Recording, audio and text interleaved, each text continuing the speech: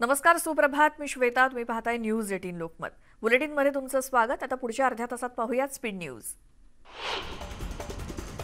राजू शेट्टींचं नाव 12 आमदारांच्या यादीमध्ये असल्याचं वक्तव्य राष्ट्रवादीचे अध्यक्ष शरद पवारांनी केलं. राजू शेट्टींना दिलेला शब्द राष्ट्रवादीनं पाळला. आमच्याकडून राज्यपालांकडे नाव दिलं गेलेलं असून राज्यपाल काय तो निर्णय घेतील असं स्पष्टीकरण पवारांनी दिलं. ते पुण्यातल्या एका कार्यक्रमात बोलत होते. राज्यामध्ये कोरोनाची तिसरी लाट येणार किंवा नाही हे फक्त उद्धव ठाकरे यांनाच माहीत असतं, कारण कोरोना फक्त उद्धव ठाकरे यांनाच बोलतो आणि मी काही उद्धव ठाकरे यांच्यासारखा डॉक्टर किंवा संजय राऊतांसारखा कंपाऊंडर नाही, अशी खिल्ली भाजपचे प्रदेशाध्यक्ष चंद्रकांत पाटलांनी उडवली आहे. ते औरंगाबादमध्ये कार्यकर्ता मेळाव्यात बोलत होते. चंद्रकांत पाटील यांना शिवसेनेचे आमदार अंबादास दानवेंनी उत्तर दिलं. होय, उद्धव ठाकरे डॉक्टर आणि संजय राऊत कंपाऊंडर आहेत, कारण त्यांनी भाजपचे चांगलंच ऑपरेशन करून सरकार सत्तेमध्ये आणलंय. त्यामुळे भाजप सत्ता मिळाली नाही म्हणून वैफल्यग्रस्त अवस्थेत आहे, अशी टीका दानवेंनी केली. विश्वासघातक्यांसोबत युती करणार नाही, अशा शब्दात भाजप प्रदेशाध्यक्ष चंद्रकांत पाटलांनी शिवसेनेवर थेट निशाणा साधला. आम्ही आमच्या इतर घटक पक्षांसोबत एकत्रित निवडणूक लढवू, पण विश्वासघातक्यांसोबत युती करणार नसल्याचं पाटील म्हणाले. ते जालन्यात बोलत होते. शिवसेनेनं पाठीत खंजीर खुपसल्याचं विधान भाजपचे प्रदेशाध्यक्ष चंद्रकांत पाटील यांनी केलं होतं आणि पाटील यांच्या या विधानाचा शिवसेना नेते संजय राऊत यांनी समाचार घेतला. आम्ही समोरून कोथळा काढतो, पाठीत खंजीर खुपसत नाही, असा घणाघाती हल्ला संजय राऊतांनी चंद्रकांत पाटलांवर केला. तुम्ही नारायण राणेंना त्या विधानावरून अटक केली. संजय राऊत कोथळा काढण्याची भाषा करतात, त्यांना अटक केली पाहिजे, अशी मागणी चंद्रकांत पाटलांनी केली. तालिबानच्या मुद्द्यावरून जगभरात राजकारण तापतंय. लोकप्रिय गीतकार आणि लेखक जावेद अख्तर यांनी तालिबान्यांना समर्थन देणाऱ्यांवरती मत मांडलं. तालिबानला इस्लामिक राज्य हवंय, त्याचप्रमाणे इथे अनेकांना हिंदू राष्ट्र हवंय. हे सर्व एकाच विचारसरणीचे आहेत, मग ते मुस्लिम, ख्रिश्चन, ज्यू किंवा हिंदू असोत. मात्र राष्ट्रीय स्वयंसेवक संघ, विश्व हिंदू परिषद आणि बजरंग दलाला समर्थन करणारे देखील तालिबानी विचारसरणीचे असल्याचं जावेद अख्तर म्हणाले. त्यांच्या या वक्तव्याचा निषेध करत गीतकार जावेद अख्तर यांच्या निवासस्थानासमोर भाजपच्या कार्यकर्त्यांनी निदर्शनं केली. संघाची तुलना तालिबानसोबत केल्यानं अख्तरांच्या वक्तव्याचा कार्यकर्त्यांनी निषेध केला, तर त्यांचा एकही सिनेमा चालू देणार नसल्याचा इशारा भाजपनं दिला. दरम्यान जावेद अख्तर यांच्या भाजप संदर्भातल्या वक्तव्यावर जावेद अख्तर यांच्या वक्तव्यावर भाजपच्या तुषार भोसले यांनी टीका केली आणि देशाची सत्ता संघ स्वयंसेवकांच्या हाती गेली असून तालिबानी डीएनए असलेले जावेद अख्तर भारतामध्ये सुरक्षित राहून निखारी विचार मांडत असून संघाचे विचार अख्तरांना कळले नसल्याचा आरोप तुषार भोसलेंनी केला. राज्यामध्ये अनेक ठिकाणी कोरोना रुग्णसंख्या वाढत चालली आहे. मुख्यमंत्री तिसरी लाट येणार असं सांगत असतानाच भाजपला गंमत वाटली आणि मंदिरं उघडण्याची मागणी केली जाते. गर्दीमुळे तिसरी लाट येण्याची शक्यता आहे. गर्दी टाळली नाही तर पुन्हा निर्बंधांना सामोरं जावं लागेल, असा इशारा मंत्री विजय वडेट्टीवारांनी दिला. एकनाथ खडसेंच्या अडचणींमध्ये वाढ झाली आहे, कारण खडसेंच्या जावयाविरोधात आरोपपत्र दाखल झालंय. भोसरी जमीन गैरव्यवहार प्रकरणी हे आरोपपत्र आहे आणि अधिकाराचा गैरवापर केल्याचा ठपका त्यांच्यावरती ठेवण्यात आलाय. महापालिका आणि राज्य सरकार नायर हॉस्पिटलला 100 कोटींचा निधी देणार असल्याची घोषणा मुख्यमंत्री उद्धव ठाकरेंनी केली. नायर हॉस्पिटलला 100 वर्ष पूर्ण झाली आहेत, त्या पार्श्वभूमीवर घेण्यात आलेल्या कार्यक्रमात मुख्यमंत्र्यांनी ही घोषणा केली. कोरोनानंतर मुंबईवर नवं संकट आलंय. डेंग्यू, मलेरियाच्या रुग्णसंख्येत वाढ झाली आहे. महापौर किशोरी पेडणेकरांनी पाहणी केली. बांधकाम साईट्सवर जाऊन त्यांनी पाहणी केली. नायर रुग्णालयाच्या शतक महोत्सवी कार्यक्रमावेळी प्रशासनाचा भोंगळ कारभार दिसून आला. स्टेजवर अनेक मान्यवरांना सोशल डिस्टन्सिंगचा विसर पडला. यावेळी मंत्र्यांचं, प्रशासनातील अधिकारी, महापौर मिळून 20 जण एकाच वेळी स्टेजवरती होते. नायर हॉस्पिटल प्रशासनालाच कोविड-19 संसर्ग निर्बंधांचा विसर पडल्याचं दिसून आलं. 40गाव नुकसानग्रस्त भागातील पंचनामे झाल्यानंतर लवकरात लवकर मदत जाहीर केली जाणार असल्याचं वक्तव्य जयंत पाटलांनी केलंय. नुकसानग्रस्तांना मदत करण्यासाठी राज्य सरकारनं याआधीच धोरण जाहीर केलंय. त्यामुळे जळगाव जिल्ह्यात लवकरात लवकर पंचनामे करून नुकसान भरपाई दिली जाईल, असं आश्वासन जलसंपदा मंत्री जयंत पाटलांनी दिलं. नागपूरमधील पोषण आहार भेसळ प्रकरणाची चौकशी केली जाणार असल्याची माहिती महिला आणि बाल विकास मंत्री यशोमती ठाकूर यांनी दिली। आहाराचे नमुने टेस्टिंगसाठी लॅबमध्ये पाठवले जातील आणि जे दोषी आहेत त्यांच्यावरती कठोर कारवाई केली जाणार असल्याचं यशोमती ठाकूर यांनी सांगितलं।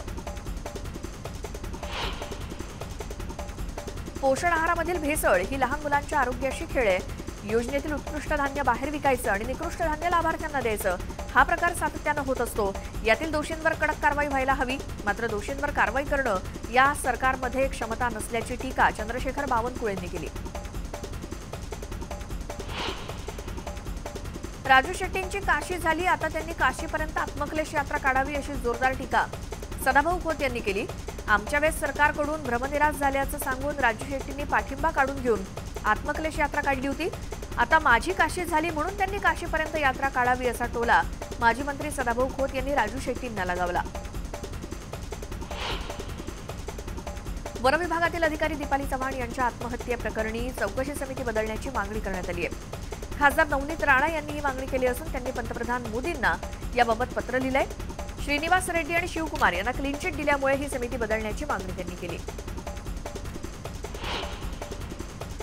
बीड नगरपालिकेला आलेला निधी स्थानिक आमदारांनी पत्र देऊन तो इतरत्र वळवल्याचा आरोप नगराध्यक्ष भारतभूषण क्षीरसागर यांनी केला। केवळ राजकीय द्वेषापोटी निधी वळवण्यात आला असल्याचा गंभीर आरोप त्यांनी केला। योग्य तो निर्णय न झाल्यास लोकशाही मार्गाने आंदोलन करण्याचा इशारा देण्यात आलाय।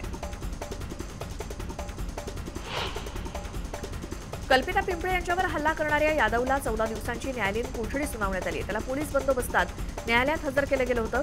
कडक शिक्षा व्हावी अशी पीडित कल्पिता पिंपळे यांची मागणी होती। पंकजा मुंडे यांच्या ताब्यात असलेल्या वैजनाथ अर्बन बँकेचे सहाय्यक मुख्य कार्यकारी अधिकारी नितीन चितळे यांना अटक करण्यात आली आहे। उस्मानाबाद आर्थिक गुन्हे शाखेच्या पोलिसांनी अटक केली आहे। शंभू महादेव साखर कारखान्याच्या 46 कोटी रुपयांच्या साखर अफरातफर प्रकरणी ही कारवाई झाली आहे। या कारवाईनं खळबळ उडाली आहे। 1,14 पोती साखरेच्या पोत्यामध्ये अफरातफर केली असा प्रशासनानं आरोप केलाय। चंद्रपूरच्या भिवापूर भागात सख्या भावाच्या कुटुंबात जादूटोण्याचा आरोप करत मारहाण करण्यात आली। या प्रकरणी पोलिसांनी गुन्हा दाखल करून तपास सुरू केलाय। जादूटोणा केल्यामुळे कॅन्सर झाल्याचा आरोप राम पडदेमवार यांनी आणि त्यांच्या कुटुंबियांनी केलाय। चंद्रपुरात जादूटोणा आणि बुवाबाजीचा विळखा पडल्याचं दिसतंय। बीडमध्ये प्राध्यापकांनी जमीन बळकावली असून सरपंचाला हाताशी धरून हा घोटाळा करण्यात आला। 102 एकर इनामी जमीन लाटल्याचा प्रकार समोर आला असून 2 प्राध्यापकांसह 4 जणांना अटक करण्यात आली आहे। जालन्यामध्ये बोगस बंजारा जात प्रमाणपत्र बनवणारी टोळी असल्याची शक्यता असून या प्रकरणी नायब तहसीलदार तुषार कदम यांनी पोलिसांकडे तक्रार नोंदवली आहे। तुषार कदम यांच्या तक्रारीवरून 6 जणांविरोधात गुन्हा दाखल झालाय। लातूर जिल्ह्यातील रेणापूर नगरपंचायत हद्दीतील हनुमंतवाडी तांडा इथल्या नागरिकांनी पिण्याच्या पाण्यासाठी रास्ता रोको आंदोलन केलं।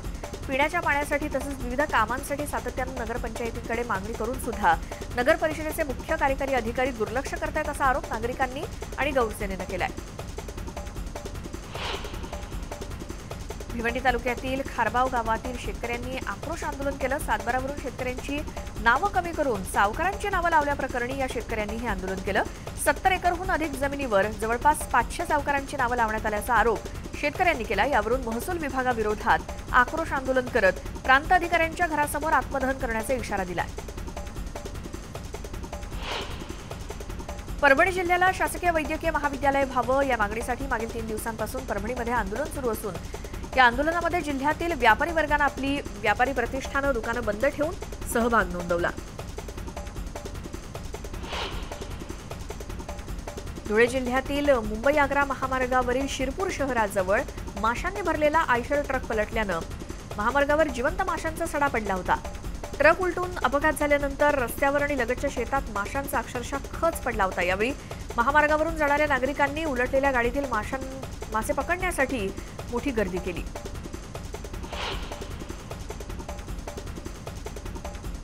यवतमाळमध्ये खड्ड्यातल्या पाण्यात बुडून 2 वर्षीय चिमुरड्याचा मृत्यू झालाय। यवतमाळमधल्या वणीतील गोकुळ नगरातली ही धक्कादायक घटना। यानंतर परिसरात हळहळ व्यक्त होते। सिद्धार्थ सुनील पोटे असं या चिमुरड्याचं नाव आहे। बुलढाणा जिल्ह्यातील खामगावमध्ये केवळ चहा मागितल्याच्या कारणातून सुनेनं स्वतःच्या आजी सासूला शिवीगाळ करत तिच्या डोक्यात काठीनं वार केलाय। या हल्ल्यात सासूबाईंचं डोकं फुटलंय। या प्रकरणी खामगाव इथल्या शिवाजीनगर पोलीस ठाण्यामध्ये गुन्हा दाखल करण्यात आलाय। राज्यामध्ये दिवसभरात कोरोना रुग्णसंख्येत 4130 ने वाढ झाली आहे, तर 64 जणांचा उपचारादरम्यान मृत्यू झाला।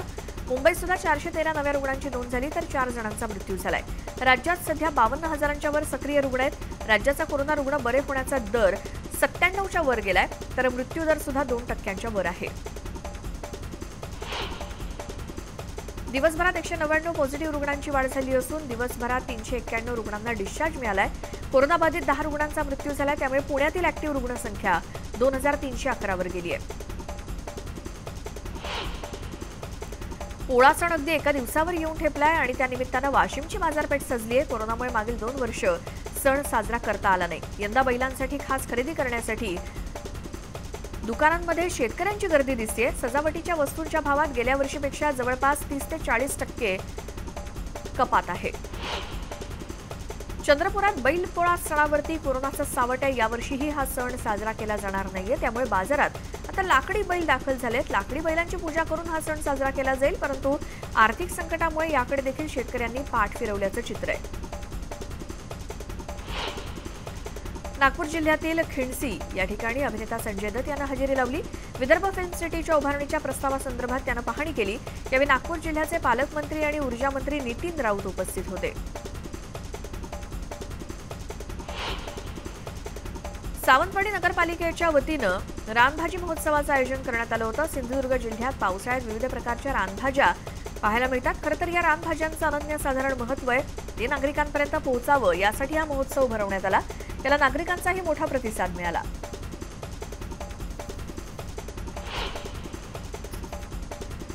अशाच आणखी स्पीड न्यूज पाहणार आहोतच एका छोट्याशा ब्रेक नंतर। पाहत राहा सकाळच्या बातम्या।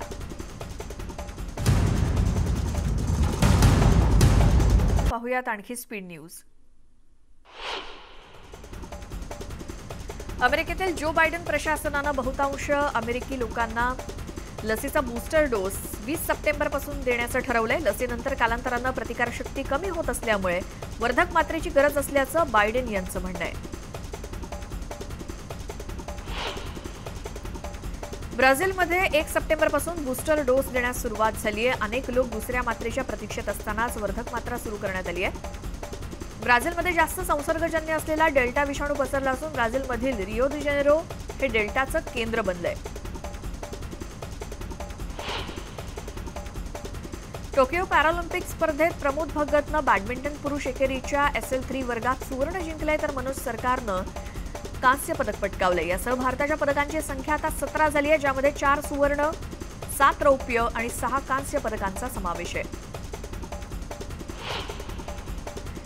टोकियो पॅरालिम्पिक स्पर्धेत P4 मिश्रित 50 मीटर पिस्तूल SH1 नेमबाजीमध्ये भारतीय खेळाडू मनीष नरवालनं सुवर्ण पदक आणि सिंहराज यांनी रौप्य पदक मिळवलं। पात्रता फेरीमध्ये सिंहराज 536 गुणांसह चौथ्या, तर मनीष नरवाल 533 गुणांसह 7व्या स्थानावर होता। टोकियो पॅरालिम्पिकमध्ये भारताची पदकांची संख्या आता 17 झाली आहे। भारताचे खेळाडू विविध खेळामध्ये टोकियो पॅरालिम्पिकमध्ये पदकं आणतायत, याचा आनंद होत असल्याचं पंतप्रधान नरेंद्र मोदींनी म्हटलं। आतापर्यंत पदकं जिंकलेल्या सर्व खेळाडूंचं मोदींनी कौतुक केलं। माजी क्रिकेटपटू रघुनाथ उर्फ बापू चांदोरकर यांचं शुक्रवारी दुपारी वृद्धापकाळानं अंबरनाथ इथल्या कमलधाम वृद्धाश्रमात निधन झालं। ते 101 वर्षांचे होते। भारत इंग्लंड दरम्यान सुरू असलेल्या कसोटी मालिकेत वारंवार मैदानात घुसून खेळात व्यत्यय आणणाऱ्या जार्गो नावाच्या चाहत्याला अटक करण्यात आली आहे। ब्रिटिश प्रँक स्टार आणि यूट्यूबर जार्गोचे पूर्ण नाव डॅनियल जार्विस आहे। मारहाणीच्या संशयावरून पोलिसांनी जार्गोला ताब्यात घेतलंय आणि तो सध्या दक्षिण लंडन पोलीस स्टेशनमध्ये आहे।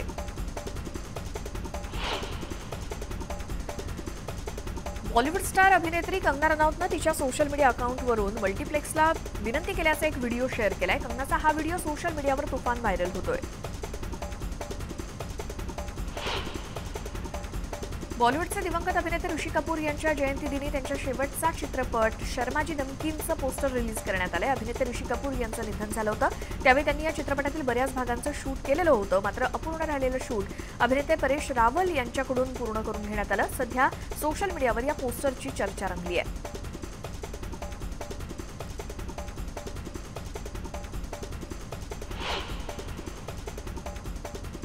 आणि यानंतर आता आपण पाहणार आहोत आताच्या टॉप 3 न्यूज.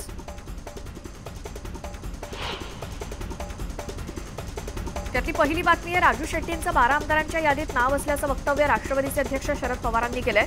राजू शेट्टींना दिलेला शब्द आम्ही पाळला. आमच्याकडून राज्यपालांकडे नाव दिलं गेलं असून राज्यपाल आता काय तो निर्णय घेतील असं स्पष्टीकरण पवारांनी दिलं. ते पुण्यातल्या एका कार्यक्रमात बोलत होते.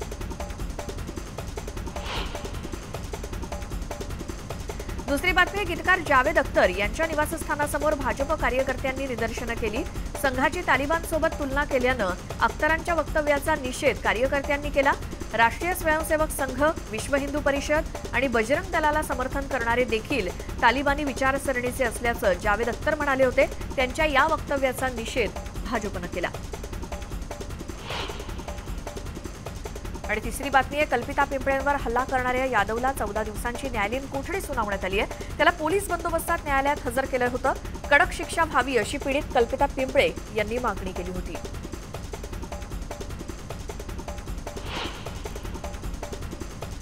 आणि या स्पीड न्यूज पाहिल्यानंतर वेळ झाली आहे या बुलेटिनमध्ये इथेच थांबण्याची. मात्र एखादी बातमी या स्पीड न्यूज, एखादं महत्त्वाचं वक्तव्य किंवा दृश्य पुन्हा पाहायचे असल्यास न्यूज 18 लोकमतच्या YouTube चॅनलला सबस्क्राईब करा आणि घराबाहेर पडताना मास्क वापरायला मात्र विसरू नका.